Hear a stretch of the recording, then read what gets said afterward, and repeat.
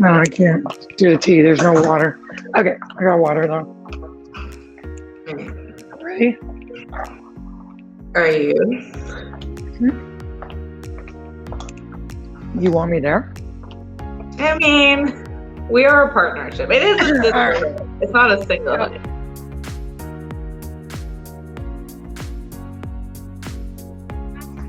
And welcome to another episode of Sisterhood of the Scalpel. I'm Dr. Maryam Zamani. And I'm Dr. Julie Khanna. And today we are going to be talking about liposuction. Now, this is a topic that is frequently thought to be quite simple. You hear about it, you're like, how hard could liposuction be?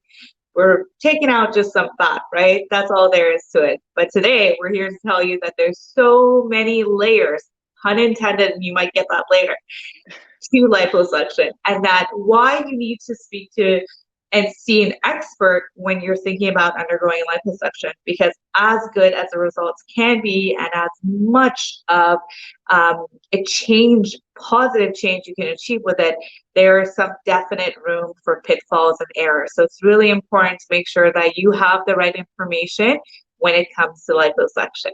I agree with you, Dr. Z. People talk about, oh, lipo's so easy, but that's just sort of stage one.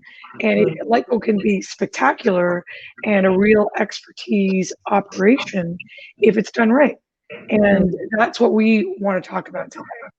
Absolutely. And for those of you who may be completely new to the topic of liposuction, you know, you're just hearing about it for the first time. What liposuction really refers to in broad concept is reducing fat pockets with using very small incisions, about 1 centimeter maximum, and then using small devices, almost like a little pen that goes in underneath the skin and helps us extract those fat cells without big incisions, big cuts, big scars, things like that. So that's what it is at the very core of it. But there's so many layers. It's like, you know, saying, I want a cheesecake. I love cheesecakes.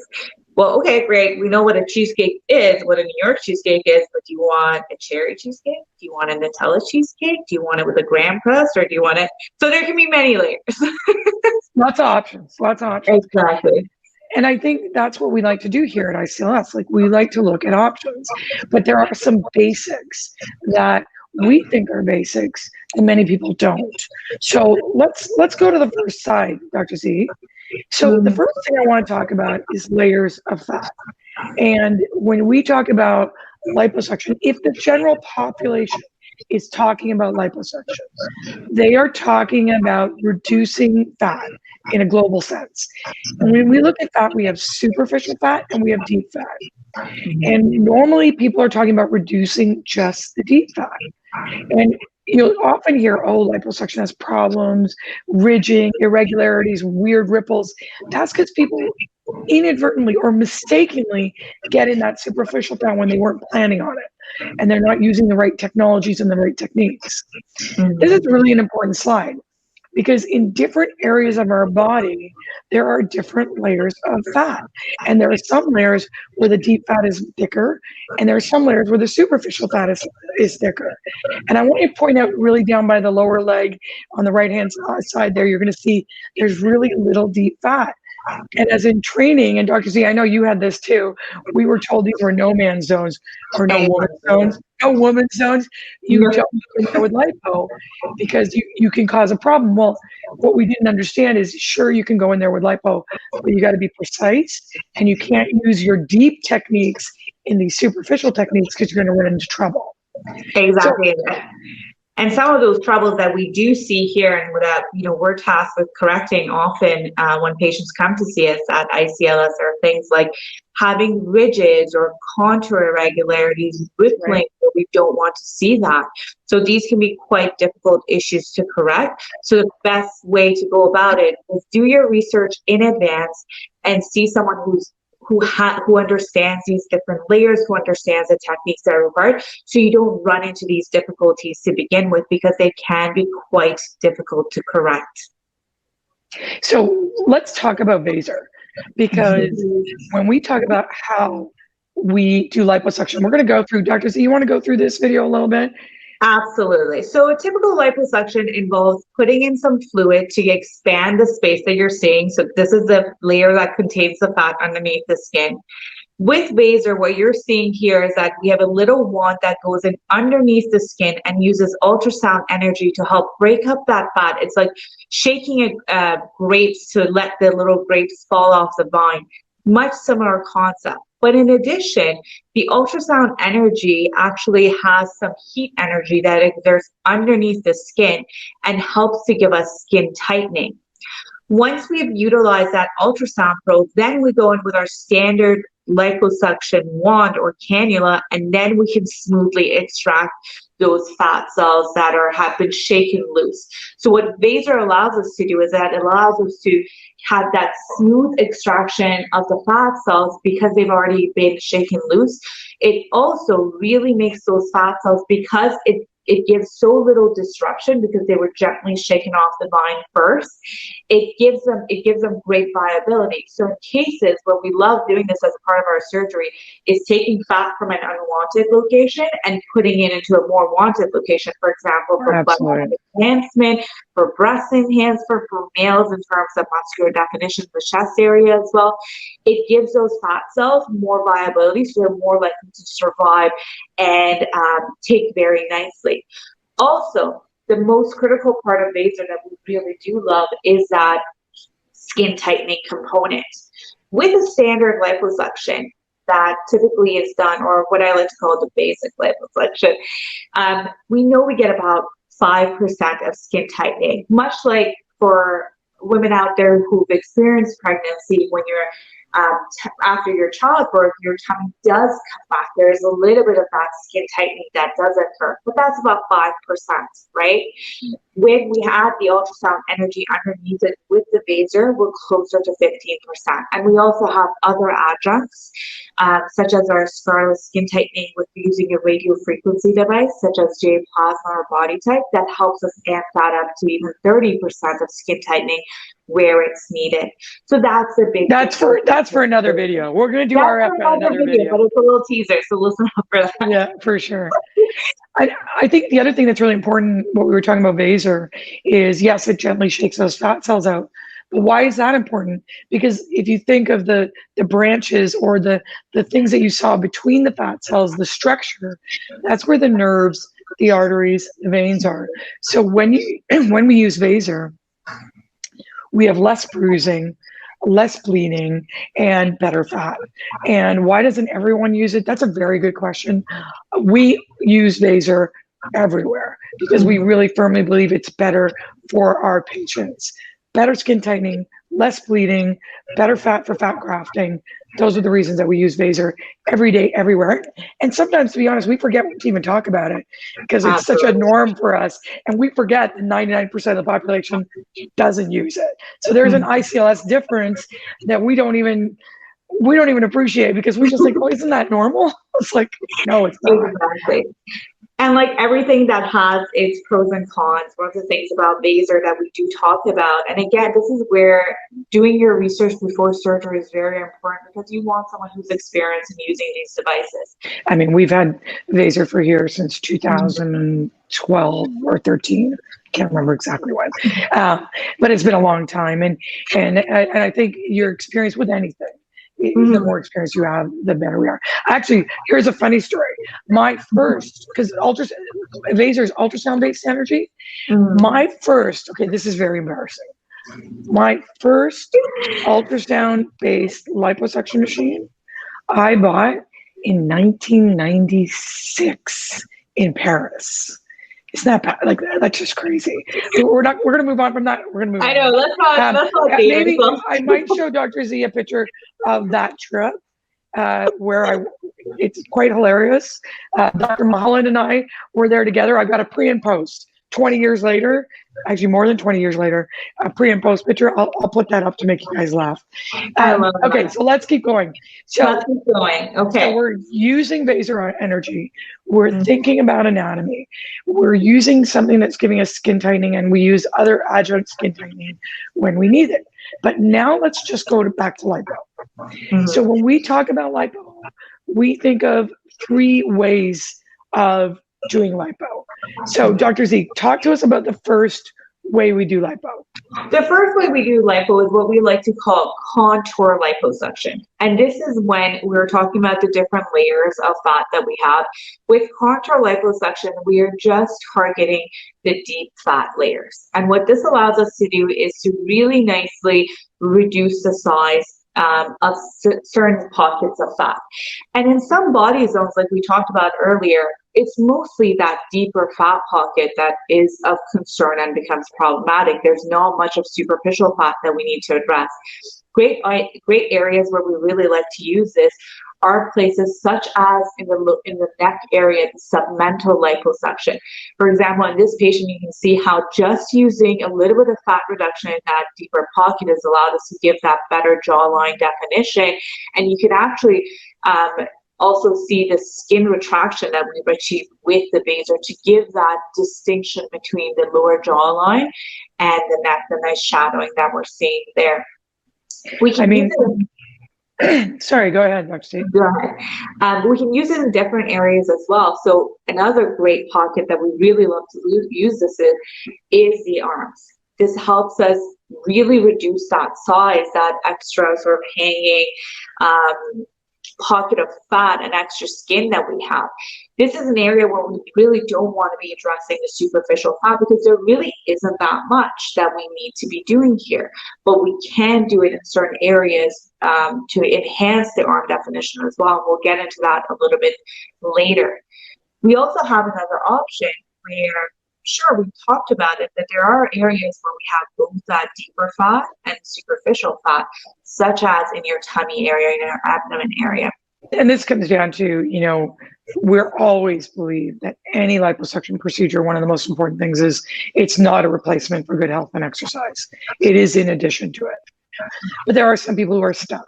And, they're stuck, they've tried everything and they need that push. But if Dr. Zamani and I can't move the skin on your belly, we can't physically move it, you can't have a tummy tuck even if you need it.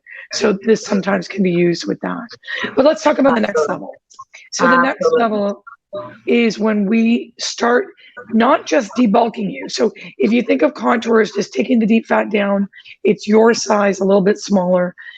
This is changing your size. This is changing not only your size, but your shape. So we call this for women our silhouette. We're changing your silhouette. Now, here we've got somebody who's got a little bit of a nice waist, but you can see it's much deeper. You can see the medial thigh shape. It's starting to change. We just didn't just take the bulk out.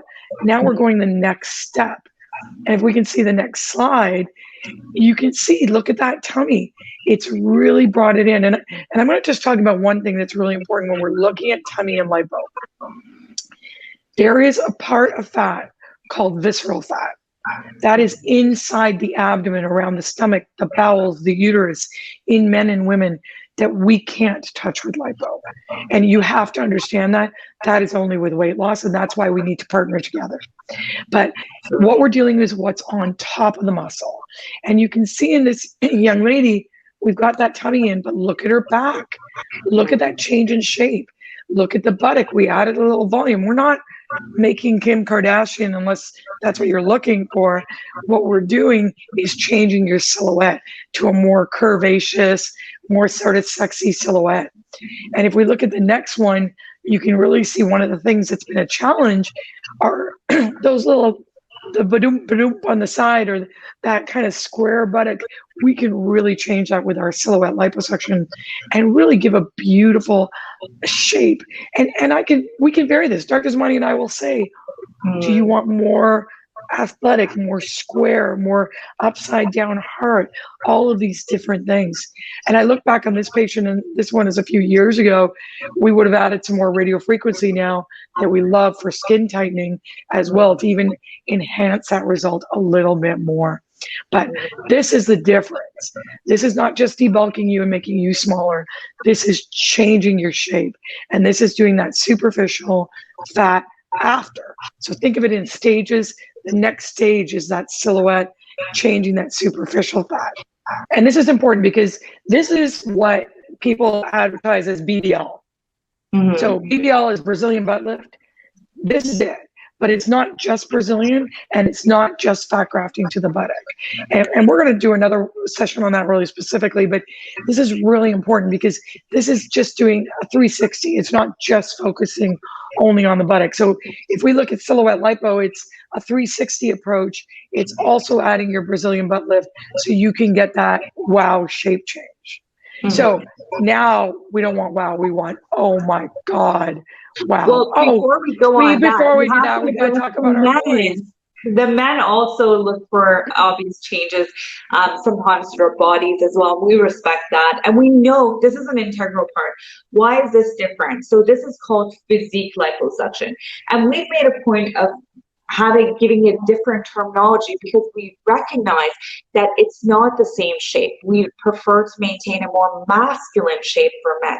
So while yes, we still do address areas of reshaping, we're keeping a more masculine shape with this. Our waist definition is still there, but it's different. We're not going to give a man an hourglass figure. It's going to be a more athletic figure when we're giving that to them. And we also recognize that a lot of times our male patients want a little bit more male chest enhancement with just reducing some of the excess size and getting some of that skin tightening that we've been talking about. And as well, again, doing buttock reshaping is not just limited to women. You know, that's the difficulty with when such terms like Brazilian butt lift come into play, is that fat grafting to the buttock can be used for many different reasons, and using liposuctions around the buttock as well can be used to enhance a more athletic and masculine buttock shape as well. That just gives you that overall physique definition that we like.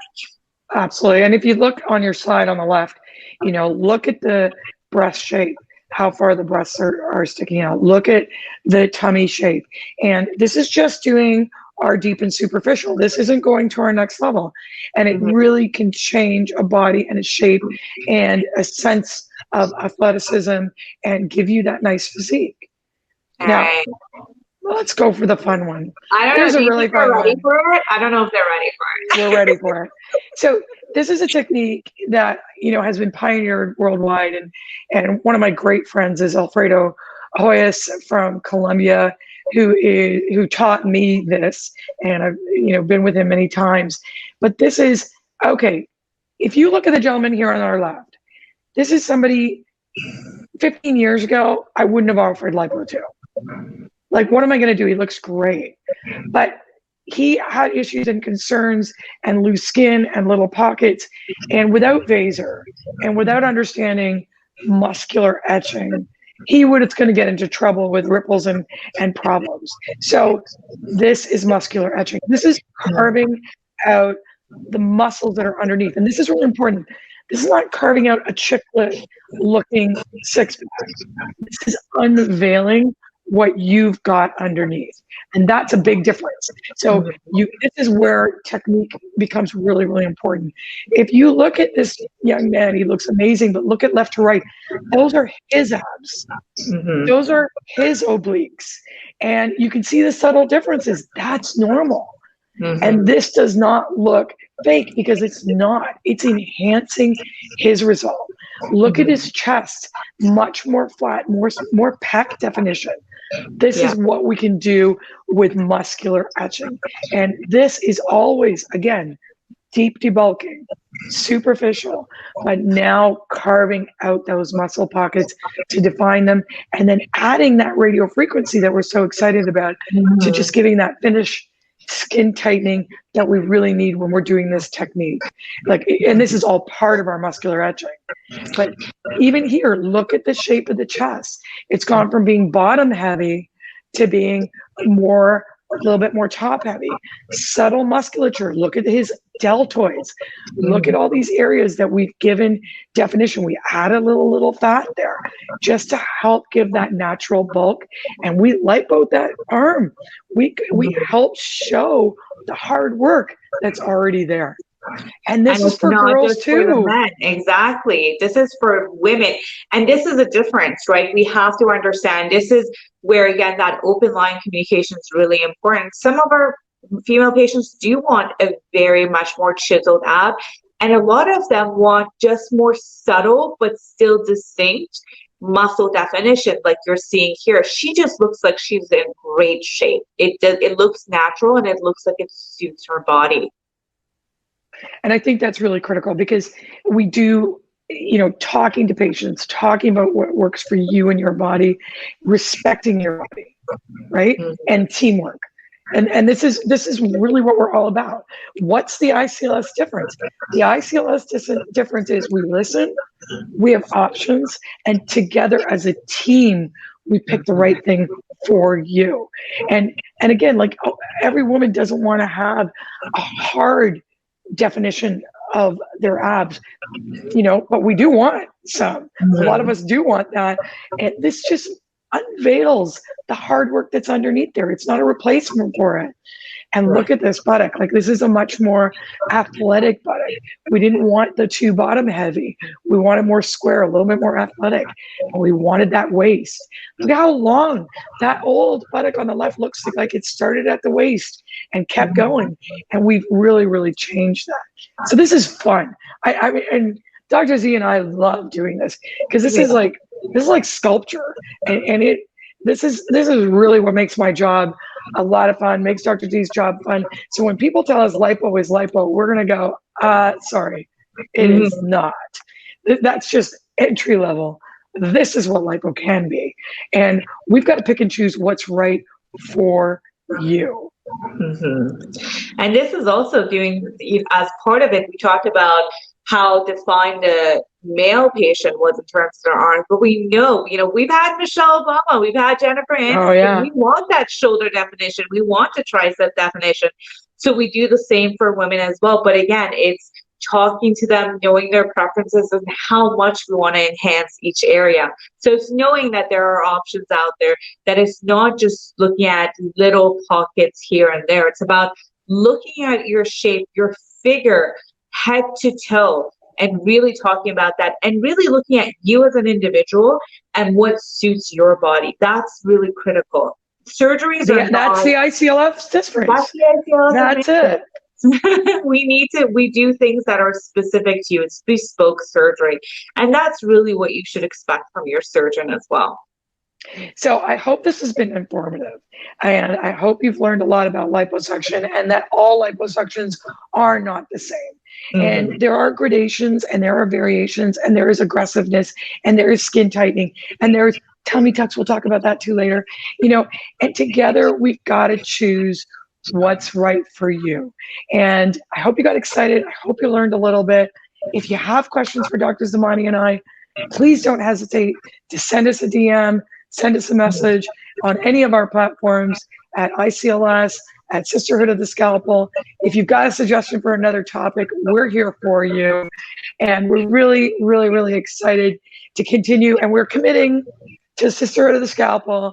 I know. We're going to be here more often. I know you've missed us, but we're back, and we're going to be doing this regularly. So please stay tuned and do subscribe, follow us, and give us your suggestions for what else you'd like to hear about. All right. Well, thank you very much, and take care. Stay safe, and we'll talk to you soon. Bye-bye.